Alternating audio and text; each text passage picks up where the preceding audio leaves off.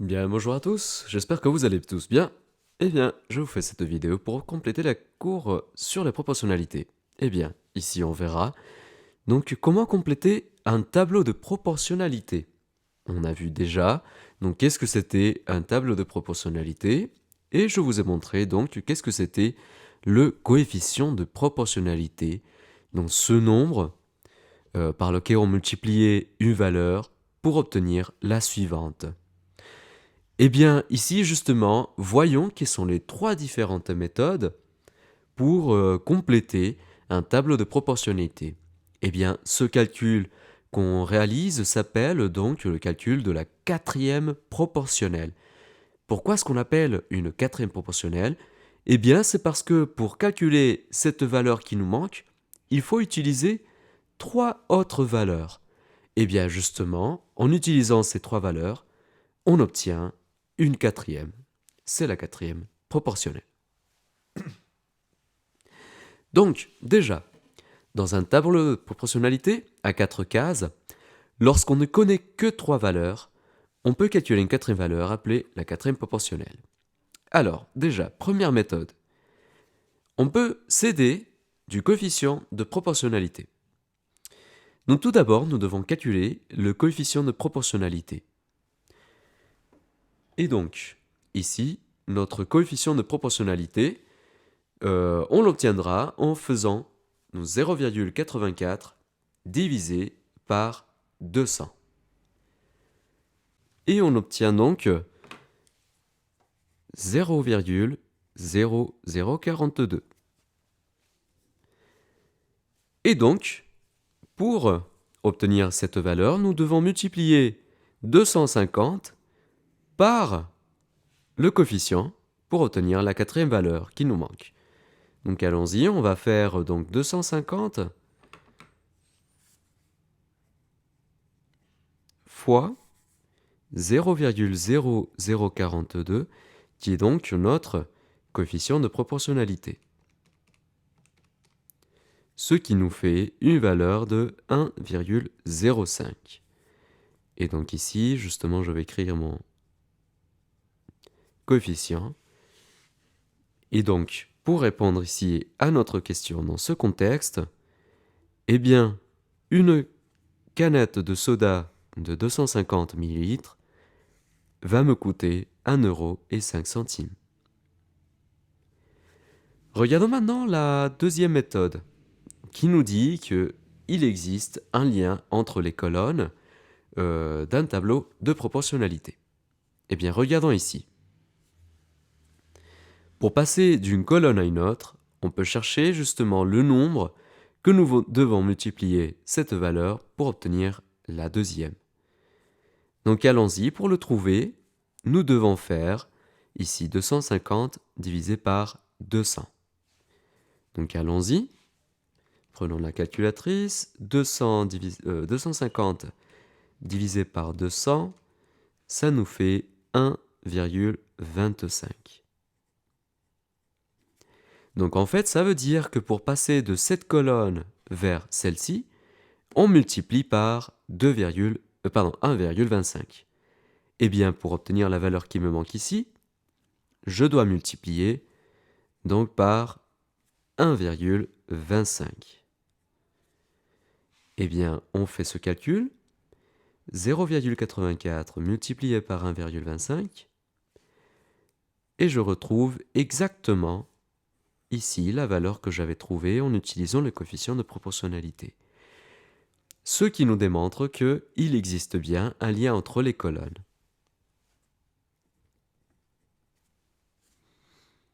Alors ça, c'était juste une méthode. Un lien entre les colonnes. Mais en fait, il existe aussi un autre lien.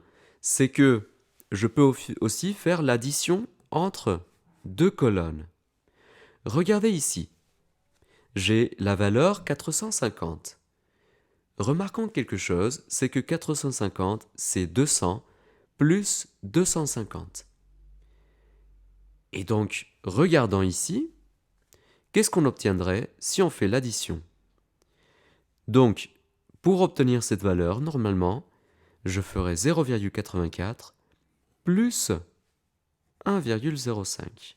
Allons-y à la calculatrice et on a 1,89.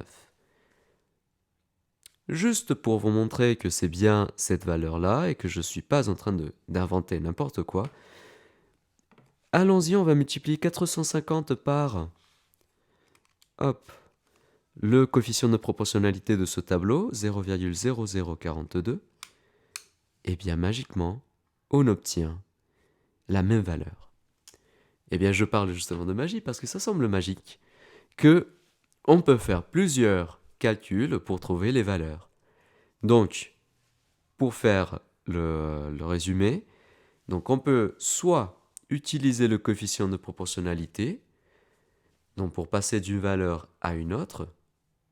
On peut utiliser le lien entre des colonnes, soit multiplier une colonne par une valeur pour obtenir l'autre colonne, ou on peut faire l'addition ou soustraction entre des colonnes pour obtenir la valeur d'une troisième. Et maintenant, la troisième méthode, c'est le passage par l'unité. Qu'est-ce que ça veut dire? Eh bien, c'est que ici, regardons les valeurs qu'on a ici. On nous dit que 3 cahiers nous coûtent 4,05 €. Donc, la question ici serait, combien paye-t-on pour un seul cahier?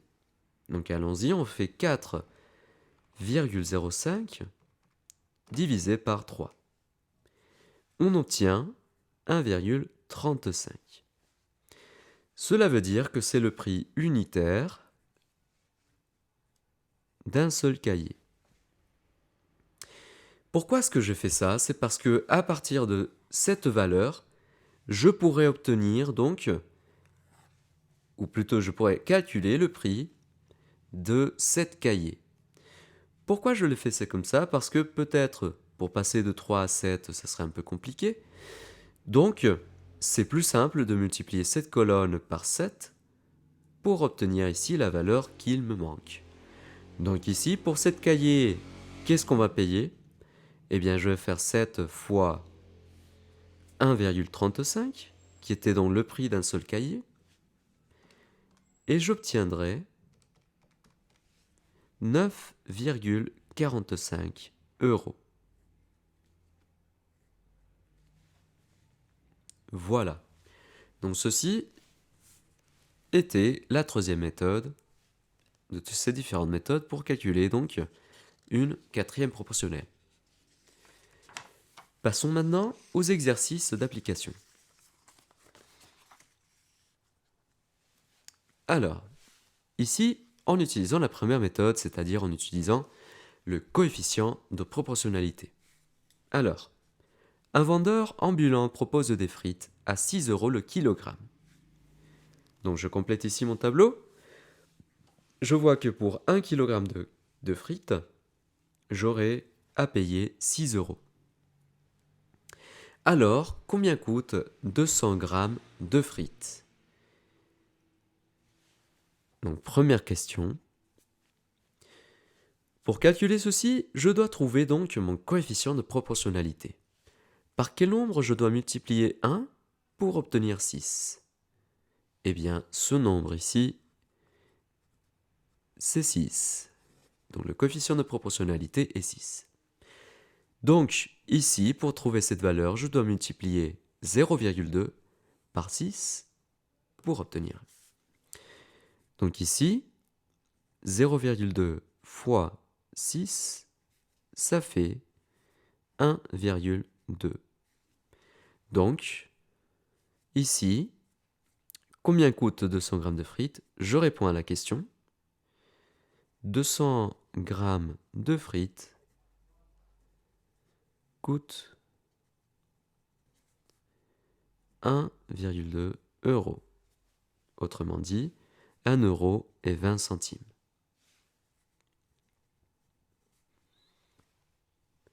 Maintenant, avec 3,60 €, combien ou quelle serait la quantité de frites en kilogrammes qu'on pourrait acheter.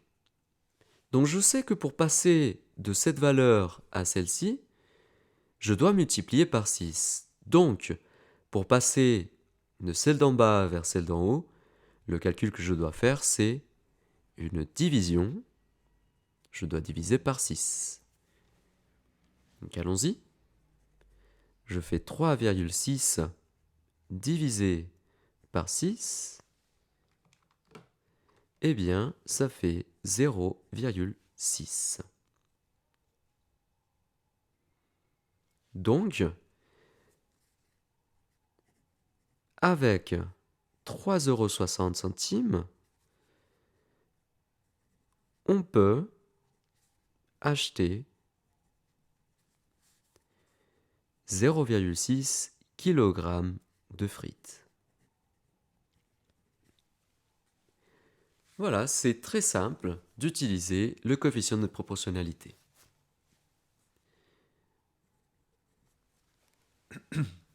Maintenant, la deuxième méthode. La méthode, c'est-à-dire de la relation entre les colonnes. Regardons. Au restaurant asiatique, Victor achète 4 nems pour 3,60 €. Morgane en veut 6 et Théo 10. Combien chacun va-t-il payer? Alors, je sais que ici, pour 4 nems, je vais payer 3,60 €. Alors, combien est-ce que je vais payer pour 6 nems? Donc, par quel nombre je dois multiplier 4 pour obtenir 6? Eh bien, allons-y, on va trouver ce nombre. Je pose 6 divisé par 4, ce qui me fait 1,5. C'est-à-dire que le lien entre ces deux colonnes, c'est multiplié par 1,5. Eh bien, pour trouver la valeur ici manquante, je dois donc multiplier par cette même valeur. 3,60 multiplié par 1,5, ça nous donne 5,4. Eh bien, ici, Morgane, elle va payer 5,40 €. Maintenant, ça c'était le lien entre les colonnes en multipliant par un nombre. Mais aussi, on peut trouver le lien entre les colonnes avec des additions et des soustractions. Remarquons quelque chose. Ici, 4 et 6, si je fais l'addition, ça me donne 10. Alors, sûrement pour trouver cette valeur, je dois additionner ces deux valeurs ici. Donc allons-y. Je fais 3,60 plus 5,40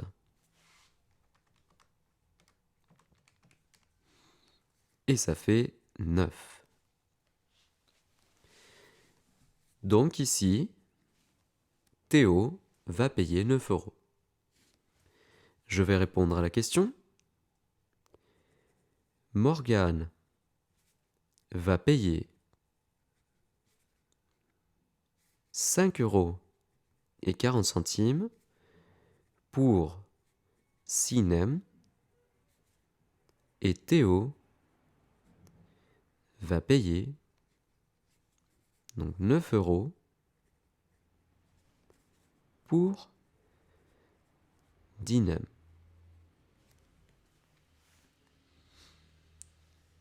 Eh bien, on passe à la dernière méthode, la méthode donc de passage à l'unité. On nous dit, au supermarché, 3 boîtes de céréales coûtent 7,50 €. Donc combien coûte une boîte de céréales? C'est là où on va passer donc à l'unité, au prix unitaire. Donc allons-y, pour le trouver. Eh bien, ici, je dois diviser ça, le prix de 3 boîtes de céréales, par 3, pour ainsi trouver le prix d'une seule boîte de céréales. Donc je vais poser 7,5 divisé par 3, ce qui nous fait 2,5. C'est-à-dire qu'on va payer 2,50 € pour une seule boîte de céréales. Donc une seule boîte de céréales coûte 2,50 €. Et maintenant, combien coûteront 8 boîtes? Donc je sais qu'une seule boîte coûte 2,50 €. Donc en fait, je vais multiplier 2,5 par 8 pour ainsi trouver le prix de 8 boîtes de céréales. Eh bien, 8 boîtes de céréales coûtent 20 €.